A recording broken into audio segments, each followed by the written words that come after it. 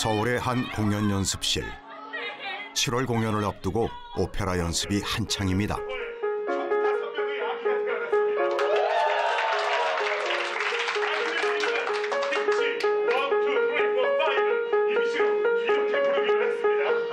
김치라는 이름을 가진 사람들이 우리나라에 5명이 있다는 얘기를 하는 거예요. 그래서 저는 이제 농담인 줄 알았어요. 어떻게 김치라는 이름이 있을 수 있나. 올해 73살의 손양영 씨. 그가 바로 김치라는 이름을 가진 사람 중에 한 명입니다. 한국전쟁 당시 흥남철수 배 위에서 태어난 김치 1호. 그의 이름에는 한국전쟁의 비극적이고도 슬픈 역사가 담겨 있습니다.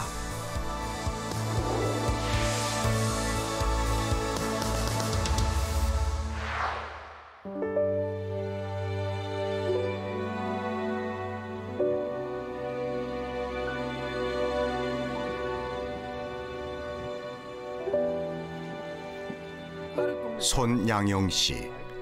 그는 어떻게 김치라는 이름을 갖게 된 것일까요?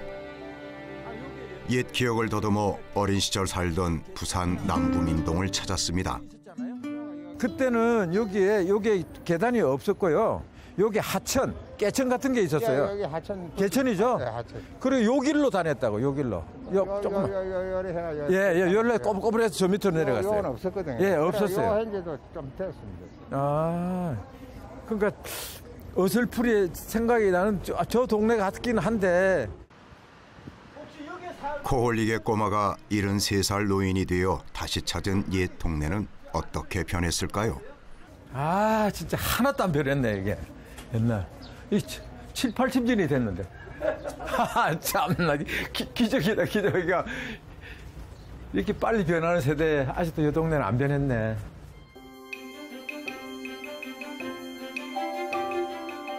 골목길에 들어서자 마치 옛날 영화 속으로 걸어 들어온 듯 어린 시절이 생생하게 되살아납니다.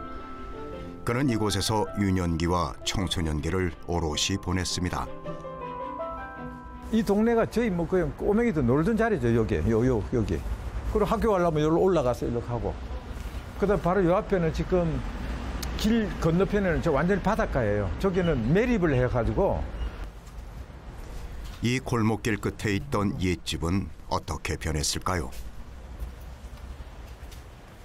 아, 우리 집은 요 뒤에 여기 살았는데, 여기 살았는데 이게 다 없어졌네. 없어지고 새로 건물을 지었네, 여기에. 여기입니다, 여기. 집은 사라졌지만 10여 년을 살았던 옛 동네에 대한 기억은 선명합니다. 한국전쟁 당시 부산은 몰려든 피난민들로 붐비던 곳이었습니다. 특히 자갈치 시장에서 가까웠던 남부민동은 피난민들이 많이 살던 동네 중에 한 곳이었죠.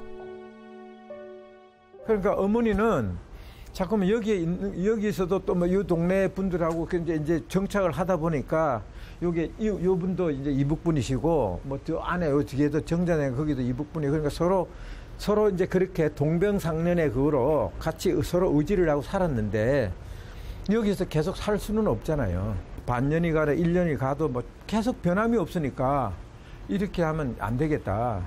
빨리 어찌됐든 이러면 이제 38선이 있는 그쪽에서 이제 38선 군사분계선이 그게 이제 딱 이래 다시 해체가 된다 그러면 우리 제일 먼저 갈 수 있는 쪽이니까 북쪽으로 가자. 빨리 북쪽으로 가자. 전쟁통에 9살 난 아들과 5살 된 딸을 북에 두고 온 부모님은 딸과 아들에게 조금이라도 가까이 가기 위해 자꾸 이사를 했습니다. 손양영 씨의 기억 속 어머니는 한시도 아들, 딸을 잊지 못하고 절절히 그리워하는 모습이었습니다. 조그만 밥상 같은 거 그거 하나 해가지고 거기다가 아침에 일어나면 양재기에다가 그만 물을 떠놓고 정화수죠. 그리고 아침에 이제 이렇게 북쪽을 보고 이렇게 옛날에는 다 이렇게 빌잖아요.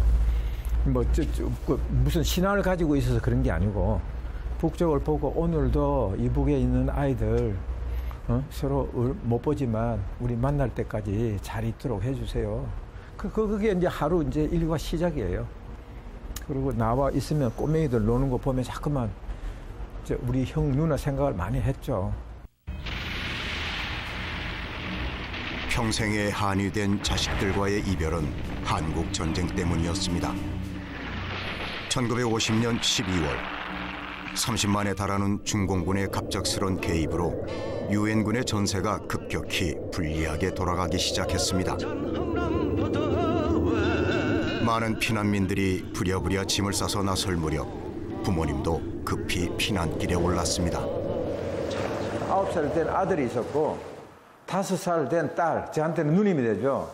있었고 또 어머님은 만삭이니까 언제 이렇게 또 해산을 할지 모르니까 그런 것도 있고 또 흥남부두에 음동설안에다가 흥남부두에 거기에 아비규환이잖아요. 수많은 피난민들이 이 탈주선을 타려고 서로 그냥 이렇게 그 아부규환의 현장이니까 미리 엄두를 못 낸 거죠. 우선 두 분만이라도 피신을 내려가시고 그다음 아들, 딸은 이제 삼촌한테 몇 개든 좀 안전지대에 있으면 한 일주일이나 늦어도 한 1, 20일 후면 다시 올라오시니까 그때 다시 조우를 하면 되십니다. 화물선 메로디스 빅토리호에는 모두 14,000명의 피난민이 탑승했습니다. 그중에 김치 1호 손양영 씨의 부모님도 있었습니다. 당시 35세의 젊은 선장 레너드 라루. 그는 어떻게 미군 소속의 화물선에 피난민을 실을 결단을 내린 것일까요?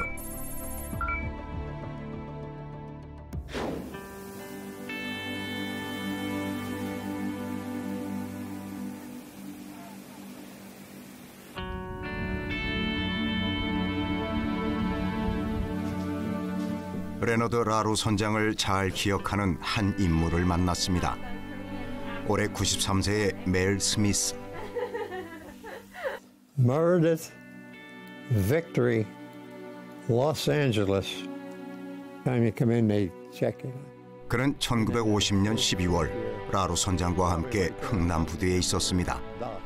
And Christmas Day was my birthday. That's a way to celebrate my birthday. I'll never forget that birthday. 킹스 포인트 상선학교를 졸업하고 메로디스 빅토리호의 2등 기관사로 탔을 때 그의 나이는 겨우 21살이었습니다. Weren't any passengers yet. A merchant freighter. It's a merchant ship. Cargo ship. No passengers. 12 passengers, that's most. The rest was cargo holds. 5 cargo holds. 한국 전쟁 중 연합군과 계약을 맺고 물자 수송을 담당했던 메로디스 빅토리호는 군함이 아닌 화물선이었습니다. 메로디스 빅토리호가 흥남 부두에 도착한 것은 1950년 12월 20일경. 5칸의 화물칸에는 연합군에게 전달할 항공유가 가득 실려 있었습니다. We never carried passengers. And they asked the captain, they said, how many people can you take? And he said, I don't know, we're just a cargo ship, but we'll take as many as we can. 그날 메로디스 빅토리호에서 벌어진 기묘한 상황은 항해 일지에도 잘 기록돼 있습니다. 12월 22일 오후 5시 육군 장교들이 배를 탔고 피난민을 실으라는 명령을 내렸다는 것입니다. 그러나 당시의 상황을 선명히 기억하는 선원들의 기억은 다릅니다. 2등 항해서로 라루 선장 곁을 지켰던 로버트 러니. 훗날 해군 제도까지 오른 그는 당시의 상황에 대해 군의 명령이 아니라 선장의 자발적인 판단이었다고 회상합니다. Not only that, but with the captain, that is Captain LaRue, understood all of these exigencies and they asked him whether he would volunteer to take a ship in, and carefully explained to us in no way could they be ordered to go in because it would expose the ship, the officers and the men, to such danger, especially getting back out through the minefield. Did Captain LaRue make the decision himself, or did he consult with you and the crew? In no way did he consult with anyone. He immediately, without looking... No hesitation? No hesitation, without looking to his left or to his right. He just responded to the Army representatives. He said, I will take my ship in and I will remove as many of the refugees as we can.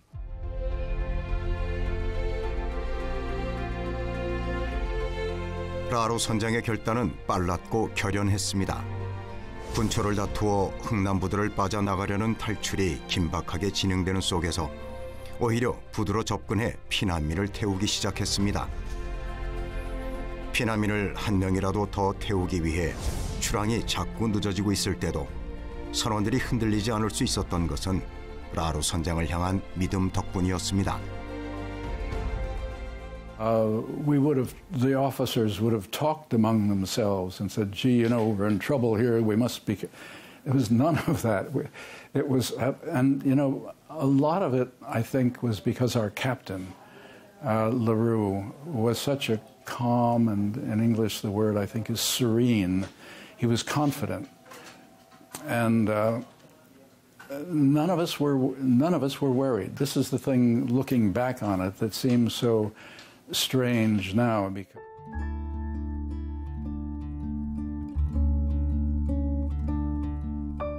마지막 배 메로디스 빅토리호에 몸을 실었던 사람들은 우리나라 곳곳에서 새로운 삶을 시작했습니다. 오래간만입니다. 오래간만입니다. 예, 안녕하세요. 예, 처음 뵙겠습니다. 반갑습니다. 선장님. 서울에 있는 이 교회는 원래 함경남도 함주에 있었습니다. 전쟁이 일어나자 같은 마을에 있던 교인 200여 명은 함께 피난길을 나섰습니다. 그래서 이 사진을 그대로 다 보관하고 계시네요. 예. 유엔군들의 그 피난 후퇴와 함께 배를 타자. 그래서 지금 한꺼번에 배를 타고 근데 뭐 배는 아마 좀 나눠서 탄 것 같아요. 그 당시 어떤 분은 LSD를 타기도 하고 좀 늦으신 분들은 또 뭐 빅토리아를 타기도 하고 그래서 나눠서 거제도로 이렇게 왔죠. 당시 13살 소년이었던 양승권 씨는 비교적 그때 기억이 선명합니다. 양승권 씨가 어머니 아버지와 함께 탔던 배는 메로디스 빅토리호였습니다. 1950년 12월 22일 네. 출발해가지고 흥남부두로 22일 날 밤에 왔어요. 그리고 배를 탈라는 하는데 원래 사람들이 많이 와가지고 뭐 엄청나게 많았어요. 그래가지고 결국 우리가 23일 날 결국 승선을 탔어요. 탔는데 그 강주루 같은데 막 사람 타가지고 그냥 올라가가지고 로프로 이렇게 연결시켜서 로프로 이제 그물처럼 엮어가지고 그렇지 그물처럼 그 안에 사람이 거기 다 사람들이 막 들어가 짐처럼 그렇지 원래 화물선이었던 메로디스 빅토리호는 피난민을 태울 수 있는 구조가 아니었습니다. 빠른 시간에 더 많은 피난민을 싣기 위해 택한 것이 로프로 피난민을 들어올리는 방법이었습니다. And saw the people, and they built these wooden platforms, and then with our ship's wires, we picked up the platforms, and each platform had perhaps 10 or 20 people on board, women, children, old men, and we would lift them up over the side and down into the lower hold. And then when it was filled, we would cover it over with the steel beams and the hatchboards. And then we would fill the next deck on top of that. And when they were full, the next deck.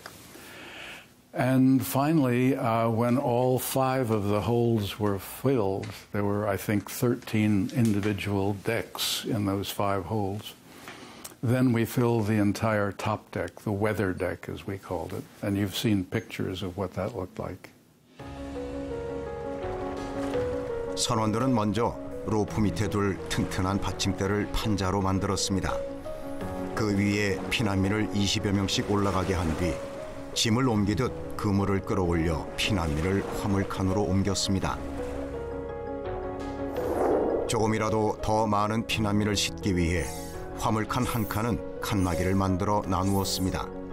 그 결과 60인승의 배 메로디스 빅토리호는 14,000명의 피난민들을 태울 수 있었습니다.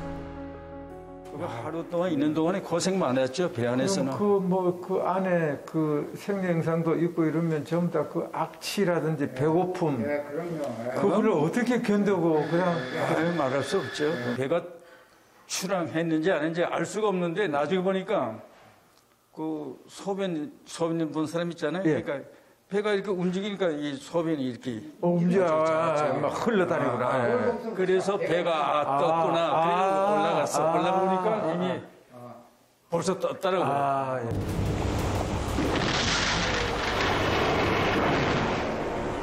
피난민을 태우는데 꼬박 하루를 소비한 메로디스 빅토리호가 드디어 흥남부두를 빠져나가기 시작한 것은 12월 24일.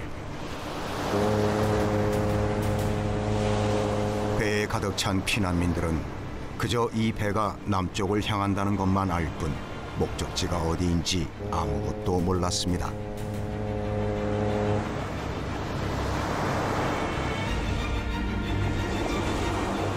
(12월에) 한파를 이겨낼 난방시설도 식량도 물도 없이 서로를 껴안은 채 갑판에 웅크린 14,000명의 피난민들.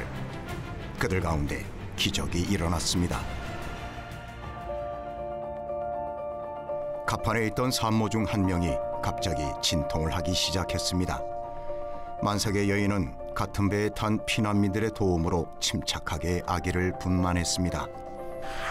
이 아이가 바로 메로디스 빅토리호에서 태어난 손양영 씨입니다.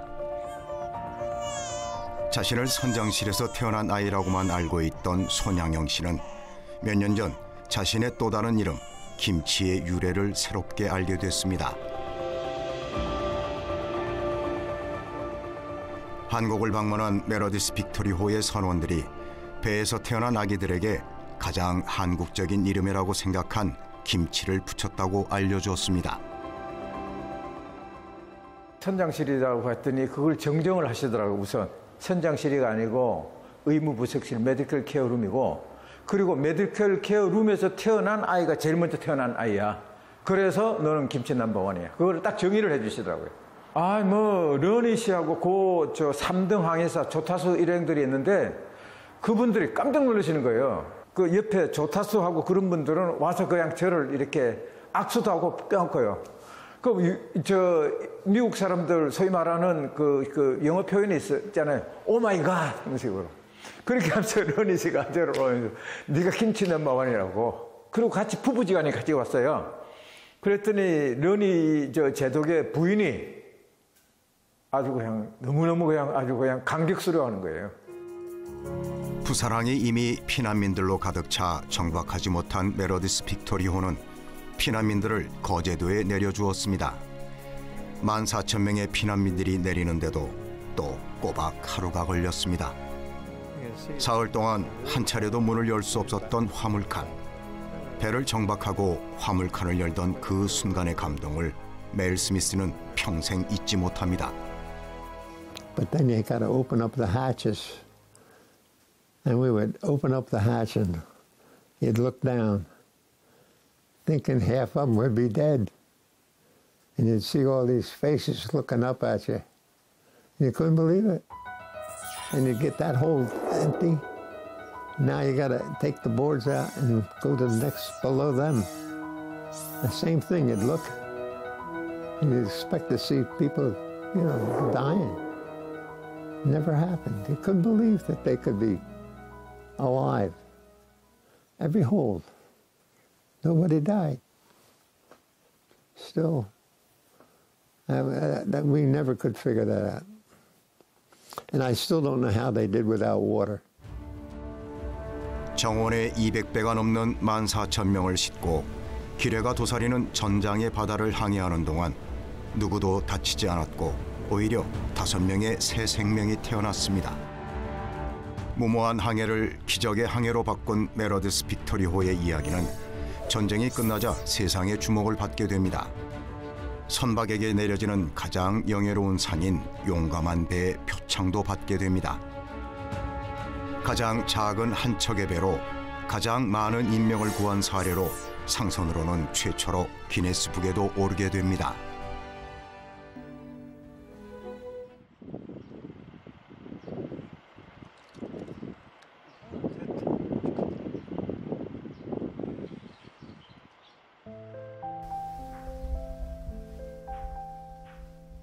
어떻게 하든지 자식들이 있는 고향으로 돌아가고 싶었던 부모님은 남쪽에서 더 이상 아이를 낳지 않았습니다. 늙은 아들이 보는 젊은 어머니의 사진. 저희 어머님이 여기 계시고요. 그 다음에 나머지 이제 세 분들은 부산에 우리가 거제도에서 부산으로 옮겨서 우리 피난 시절을 보낼 때 이웃에 사시던 어머님 분들이라고요. 피난 올 때 어머니의 나이는 겨우 32살이었습니다. 저희 어머님이 얼굴이 작아요. 작으시고 상당히 조금 저희 어머님이 제가 봐도 좀 미인이신 것 같아. 이렇게. 누구도 예상하지 못했던 전쟁의 수레바퀴에 휩쓸려 순식간에 모든 것을 잃고 갖은 굴곡과 고통의 삶을 감내해야 했던 부모님. 그러나 아버지는 자식에 대한 그리움을 내색하지 않고 슬픔에 젖어 있는 어머니를 항상 위로하곤 했습니다. 어머니 앞에서는 절대로 그 이북에 있는 이야기를 안 해요. 조그만 이야기라도 하시면 그냥 어머님이 그냥 막 우시니까.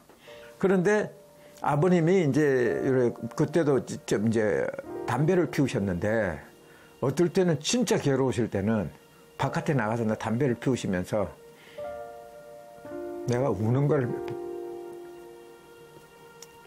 많이 봤어요. 그리고 집에 들어 술을 딱 어머니 앞에서는 딱 정색을 하시더라고. 그럼 항상 어머님을 위로해 주시고 그러니까. 오늘은 오랫동안 미뤄둔 숙제를 하려 합니다. 사장님 안녕하세요. 예, 어서 오세요. 예. 저기 예. 이 사진이 한 70여 년 전에 예. 봉투인데 예. 요거 학대 재생 좀 할 수 있을까요?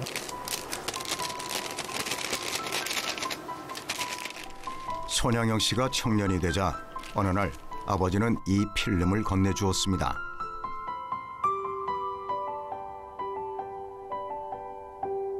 손양영 씨가 100일 때 거제도에서 찍은 사진입니다. 70년 쳐놓고는 보관을 잘 해주셨네요. 아, 예. 드디어 사진이 나왔습니다. 73년 만에 현상을 한 김치 1호의 100일 사진입니다. 여기 사진 나왔습니다. 아, 예. 한국전쟁이 한창이던 1951년 3월경 아버지는 갓난아기인 손양영 씨의 사진을 왜 찍었던 것일까요?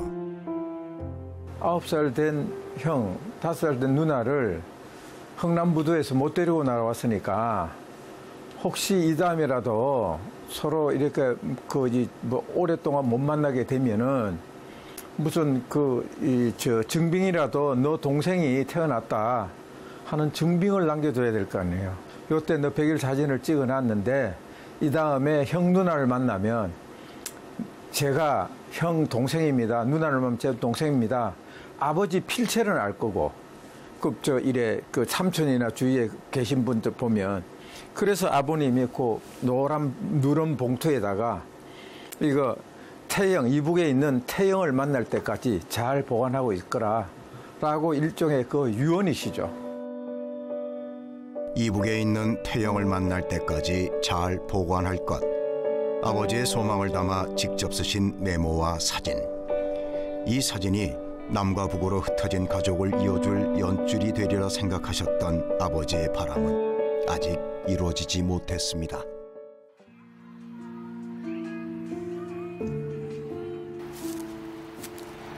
그런데 돌아가시기 얼마 전 부모님은 당신들의 산소 자리를 직접 마련했습니다.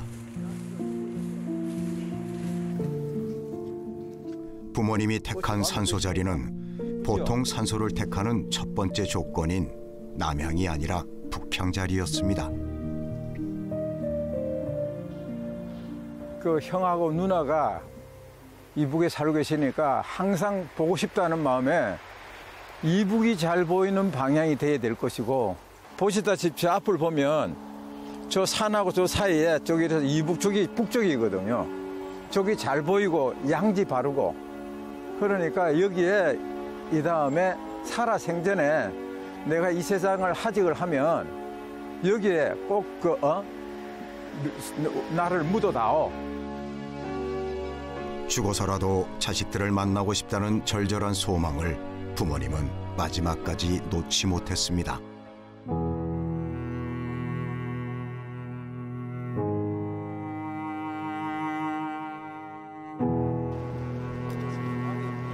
일년에 한 번 손양영 씨가 빠지지 않고 참석하는 행사가 있습니다. 73년 전 흥남부두를 떠나왔던 사람들이 1년에 한 번 얼굴을 보는 흥남철수 기념식입니다. 공원 한켠에 마련되어 있는 메러디스 빅토리호 조형탑. 1950년 12월 흥남부두의 모습이 실감나게 만들어져 있는 이곳에만 오면 전쟁의 상처와 그리움은 생생하게 되살아납니다. 내 감정이 북받쳐서 말을 못하겠네.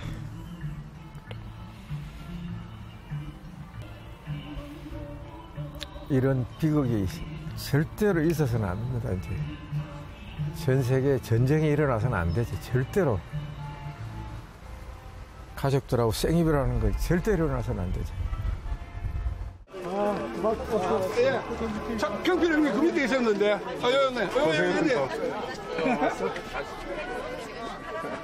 여기는 배에서 5번째 태어난 김치 넘버 5. 매년 열리던 흥남철수 기념식은 코로나 때문에 3년 만에 대면으로 열렸습니다. 이제껏 우리는 스스로 실향민 또는 피난민이라고 불러왔습니다. 이번 기념식은 외국에서 공부하는 손주가 함께 참석을 해 김치 1호 손양영 씨에게는 더 의미 있습니다. 저는 이항민이라고 하겠습니다. One day, my mother explained to me that my grandfather 기적의 항해 끝에 태어난 김치 1호의 이야기는 이제 3세까지 이어지고 있습니다. During the Hungnam evacuation, during the Korean War. 메러디스 빅토리호에서 태어난 5명의 김치 가운데 생사가 확인된 것은 김치 1호 손양영 씨와 김치 5호 이경필 씨뿐입니다.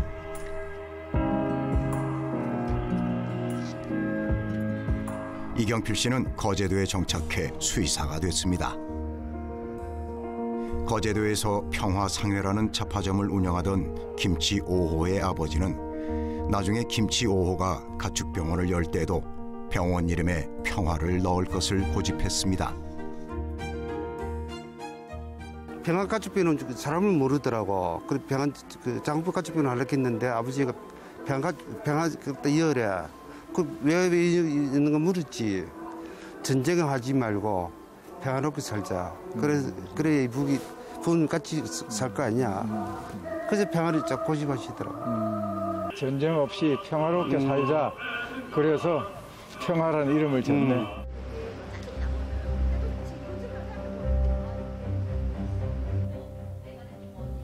오늘은 김치 1호가 특별한 초청을 받았습니다. 반갑습니다. 이거 진짜 뵙고 싶었는데. 이렇게 찾아주셔서 감사합니다. 예. 메러디스호의 기적이 오페라로 만들어진다고 합니다. 그중에는 김치의 탄생이 중요한 테마로 등장합니다.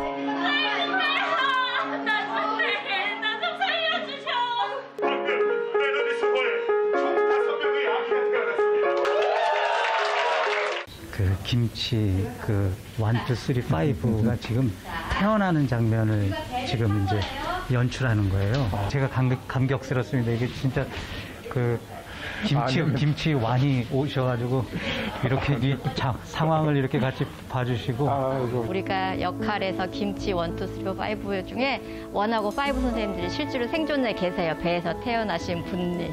그래서 오늘 그분이 저희 연습 광경을 보시러 직접 오셨습니다. 소개하겠습니다. 네.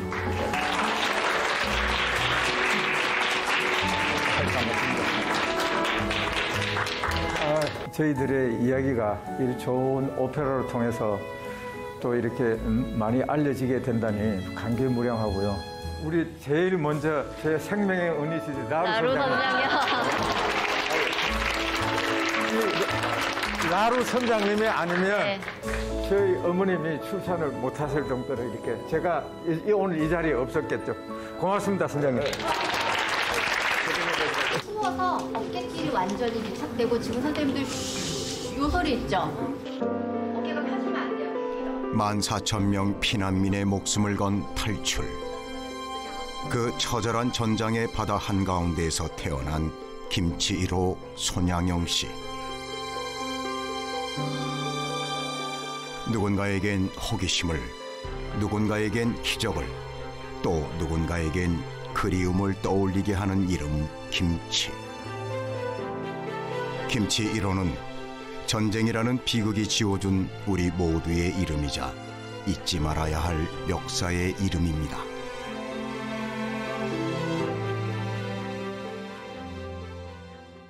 시간은 무심하게 흘러 두 분 떠나신 지 어느새 10수년이 흘렀습니다.